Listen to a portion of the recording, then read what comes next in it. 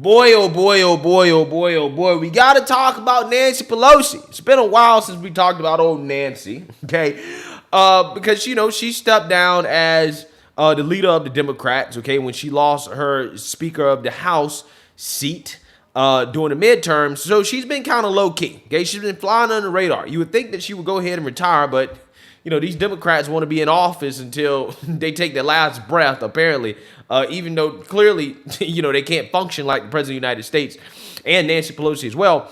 But I got to talk about this event in which, again, she was speaker at an event where she was having a conversation with Paul Krugman, the communist far-left economist.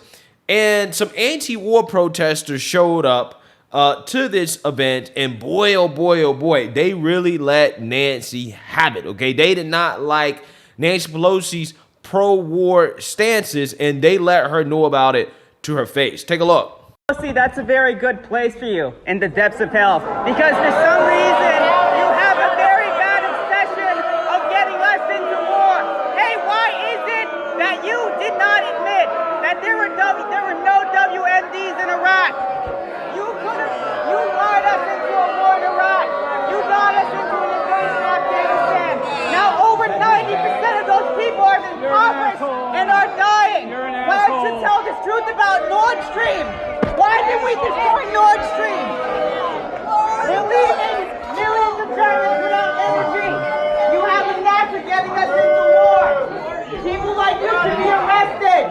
You are a war criminal. Hey, Congresswoman, I came to see a warmonger, but you're a sad old drunk. Get out. What happened? Get out. When you went to Taiwan, were you looking for Ukraine? Did we blow up the Nord Stream on accident or on purpose? Did you know about that? Aren't you supposed to be part of the indictment tomorrow? You're a war criminal by definition, Miss Pelosi. You got some nerve. Is that why you're here in Manhattan? Is that why you're here? Because you're getting indicted tomorrow, you goddamn war criminal? How many people have died in your fucking name? Huh? How many people have died because of Iraq? All of you forgot about Iraq? Get out of here! Iran, Libya, Syria. Dodd-Frank was always never going to work. If we don't deal with the $600 trillion in derivatives, then there's no chance for this economy. Don't you see it all failed? None of it worked. None of it worked. We need to speak of the Democrats as a pathetic excuse.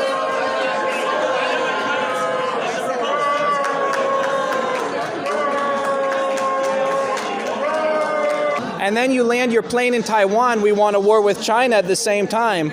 We want to all have nuclear bombs dropped on our heads. We live in Manhattan. I have to ask you to leave. Thank you. By the way, Lyndon LaRouche is back in a big way, and I'm here on behalf of everybody who loves peace and not war with Russia and war with China and a new hot war with the East. Boy, I love these anti-war protesters, okay? Because not only have they showed up to Nancy Pelosi and heckled her, they've also heckled AOC, they've heckled Jamal Bowman, they heckled all these people on the left who claim to be progressive at one point. I actually believe that Nancy Pelosi was a so-called progressive, right? At one point in her career, she was a progressive. And, progressives are supposed to be anti-war, okay? But that's not been a war that Democrats have not supported. I mean, Republicans as well, too, until Trump came along and he changed it, right? Trump made the Republican base anti-war because he basically said out loud the lies that everybody knew about the wars that we have been getting into. Like, for example, the Iraq war, where, under Bush, right, they told us that there were weapons of mass destruction. Saddam Hussein had weapons of mass destruction, WMDs, that we never found, by the way. And that was an excuse to go and invade Iraq, okay? They tried to throw 9/11 in there, but that wasn't working out. They went to Afghanistan as well, too, at the same time. And we ended up basically or almost losing Iraq to ISIS, in which, President Trump had to come in and clean that up.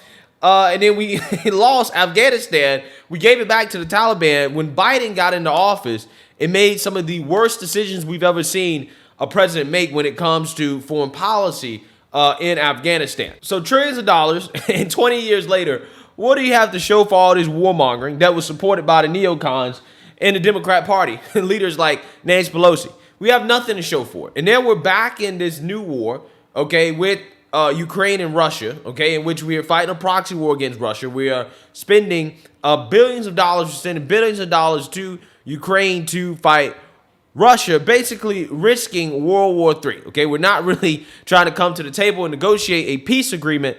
We're simply just trying to let Zelensky and Ukraine do whatever they want, right? Until, who knows, maybe they decide to try to invade Russia. I don't know. But what I do know is that, again, these Democrat politicians, right, these so-called progressives who claim to be anti-war should definitely hear from protesters and their constituents, considering that they voted for a new war, right? It's never been a war they have not voted for, right? Also, on top of that, for anybody on the left that's upset about this type of heckling, well, I mean, this is what happens to every right-winger that tries to speak at a college or university. They get heckled, okay? They're not allowed to speak. See, in this case right here, they actually removed the individuals, right? They removed the individuals in order to allow Pelosi to speak. See, again, if that was Ben Shapiro having that conversation, they want to remove those people. They would have just let them sit there and continue to heckle and heckle and heckle and not let the person speak. Again, it's amazing how that works, right? Even when the left is getting a taste of their own medicine, the standards are still not applied equally, right? Because, again, if that was a right-winger there, the guy wouldn't have been allowed to speak at all. They would have removed the person from the room. It would have just been heckling nonstop, okay? But Nancy Pelosi, instead of addressing these protesters, her constituents' concerns, because I do believe that these protesters are leftists, right? I do believe they're more aligned with the left. I could be wrong about that. I apologize if I'm wrong about that.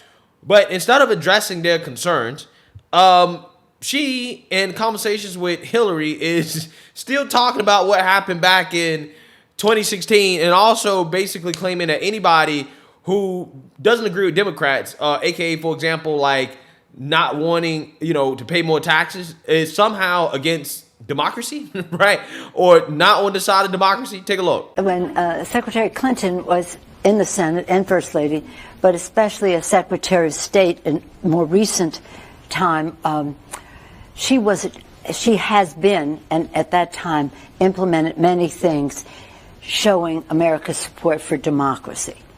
It was her clarity in position to the President Putin, President occupant leader of Russia, that made him turn around and ensure in a illegal way come out against her in her campaign. An interference in our democracy by Vladimir Putin, because Hillary Clinton was the person he feared most in terms of his lack of democracy in Russia. That's, I think, self-evident, so thank you for what you have done. I mean, do you know some really wonderful people, well-educated, maybe even some of them in this excellent institution, who are great, they're successful, they're nice people and all that, and they're way on the other side of our democracy in our own country. Why? Because they don't want to pay more taxes? Yeah, I want you guys to understand. Again, this is what Democrats do, okay? If you disagree with them politically, even if it's on an issue like, for example, taxes. If you say, look, I don't want to pay, high taxes. I don't want to pay a bunch of taxes. I want to save my money for me and my family. I don't believe that the government can spend my money efficiently because, they tend to just, give it to people overseas or give it to people in the United States who don't want to work. And therefore, I want to pay less taxes, right? If that's your position, apparently you're on the other side of democracy. And these are the same people who get mad when people like Marjorie Taylor Greene come out here and call Democrats pedophiles, right? Because they agree with children being able to talk to teachers about sex, or children being exposed to male strippers, or children being able to change their sex or undergo sex change operations. They get upset and they say, oh, well, Marjorie Taylor Greene is calling us mean things and her language is extreme and yada, yada, yada. But see, here's the thing. At least the label that she's using, again, it may be extreme to some, but at least it's somewhat accurate, right? And somewhat, close to a term or label that can be used to describe some of the viewpoints of the Democrat Party when it comes to that subject.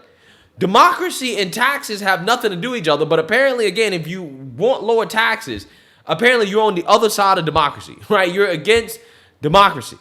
Which again, by the way, if I haven't mentioned this before, I'll mention it again. It's a good thing that this country does not have a full democracy, okay? It's a good thing that we are a representative democracy because clearly, in some instances, people are just ignorant in regards to voting. Like what happened out in Chicago where they voted for a progressive mayor, okay, who's more progressive than Lori Lightfoot, who is soft on crime when crime is the biggest issue in Chicago, right? These people complain about crime, and then they vote for a guy who quite literally wants to defund the police. Okay, it's amazing stuff. So spare me with this nonsense about the so-called attack on democracy. If there's an attack on democracy in these liberal cities, I'm kind of all for it, right? Because democracy ain't working out in San Francisco, California, Chicago, Portland. Democracy is not working out for these places, right? I'm just saying, it's not working out there. Moran, so Jocelyn, so many questions about what exactly happened here. Yeah, exactly. And Ryan, Liz, police are offering limited details about the investigation, but we are learning a lot more about the victim from his widespread involvement in the tech world. Bob Lee, the founder of Cash App, was identified by cryptocurrency startup MobileCoin as the man stabbed to death early Tuesday morning in San Francisco. Lee was the chief product officer at MobileCoin. San Francisco police say it happened on Main Street in the city's Rincon Hill neighborhood just after 2:30 Tuesday morning. When officers arrived, they found Lee with stab wounds. He was taken to the hospital where we're told he later died. Now this morning, MobileCoin CEO Joshua Goldbard sent us this statement saying, quote, Bob was a force of nature. He helped to birth Android and Cash App into our worlds. Moby was his dream, a privacy-protecting wallet for the 21st century. I will miss him every day. Now, we don't yet know if this was a targeted or random attack, but we spoke with San Francisco District 6 Supervisor Matt Dorsey about some of the concern in the neighborhood. I've also been hearing from constituents of mine in the neighborhood where this happened and some of the adjacent neighborhoods in South Beach and East Cut. It is not the first time I've heard their concerns about public safety challenges that they're facing. We don't have a high rate of homicide here. So it is unsettling, and this is the kind of thing where it could be anybody at that time of night. So like I said, man, it's just amazing to me how Nancy Pelosi, the Democrats, never want to really address some of their own constituents in regards to war, okay? And the fact that we continue to spend millions, billions, trillions of dollars fighting these wars, these regime change wars for, reasons that really are not well articulated to the American people, okay? And again, I think it's about time that the left gets a little bit of their own medicine when it comes to, free speech and understanding how important it is to allow people to speak. Because apparently, again, they don't understand that when it comes to right-wing speakers, okay? So maybe, just maybe, if people start heckling left-wing speakers and not letting them speak, not letting them talk, maybe they'll understand how important free speech is. So let me know what you guys think. Make sure you like, comment, and subscribe. Most importantly, share a Black conservative perspective. Peace.